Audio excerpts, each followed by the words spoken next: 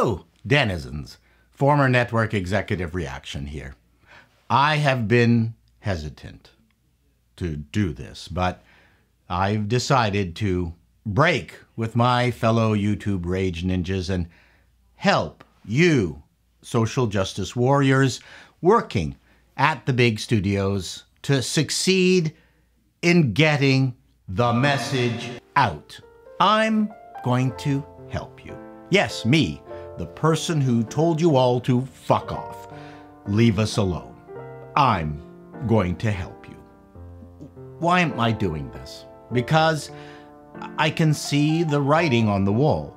Just look at what is happening at Warner's. If you think this is not going to become a trend at Disney and Paramount and wherever gutless executives have been hiding under their desks, then you're mistaken. I'm doing this to help you keep your job. So listen up. The first thing I want you to do is to have some meat. Our brains are made of lard, and meat fat is required to keep it healthy. So please, get off your vegan diets. It's preventing you from thinking straight. Oh, sorry, I apologize for using the word straight. Secondly, and this is the most important thing, when you're developing a well-known property, follow its stories and character arcs first, before blowing them up with your man-hate and intersectional messaging. Yes, I'm asking you to resist fucking around with beloved properties from the start, because as you can see, it's not working. And it's not doing you much good with the existing fans, the online fandom who you hate, or the audiences at large which you deride. Yes, I'm asking you, as your executive in charge of production, to lay low. Get the first bunch of shows, even the first season, right. I'm suggesting this because we all know how hard it is to just produce a show, launch it, and hope for success. Every new wrinkle you add adds to the confusion and burden and makes things more difficult for the actors and the writers. Is this a fantasy show? Is it a message show?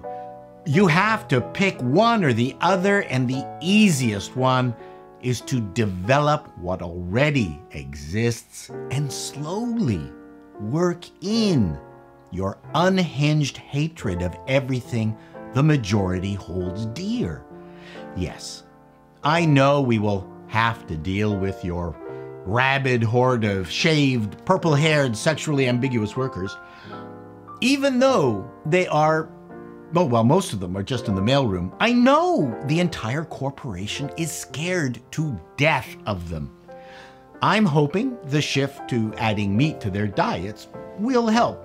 We might have to consider chaining them up, but only as a last resort, unless that's what gets them off. As we get close to the air date, we will put together trailers that look like what the fans anticipated. No, please don't start crying. We will also show them that there is an actual story. For the press junkets, the actors will be required to talk about the show, to talk up the show, and how much they enjoyed doing it.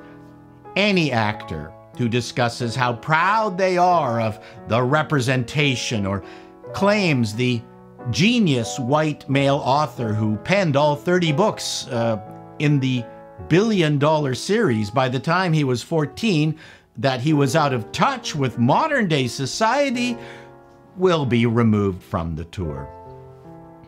After the series is launched, and hopefully successfully, then we can talk about working in some race and gender swapping, and I'll even give you one trans character, but later.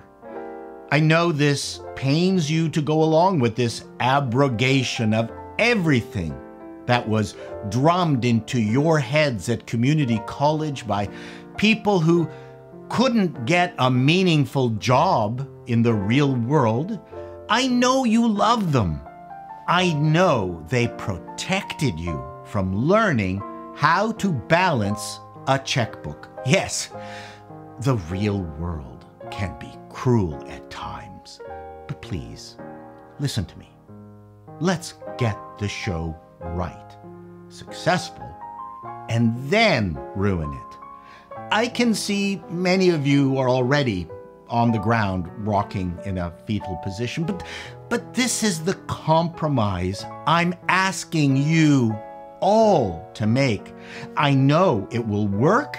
It will just require and I'm sorry, I have to use these words, delayed gratification. Oh, and there I can see we've lost another bunch to the fetal position. Thank you all for listening to me.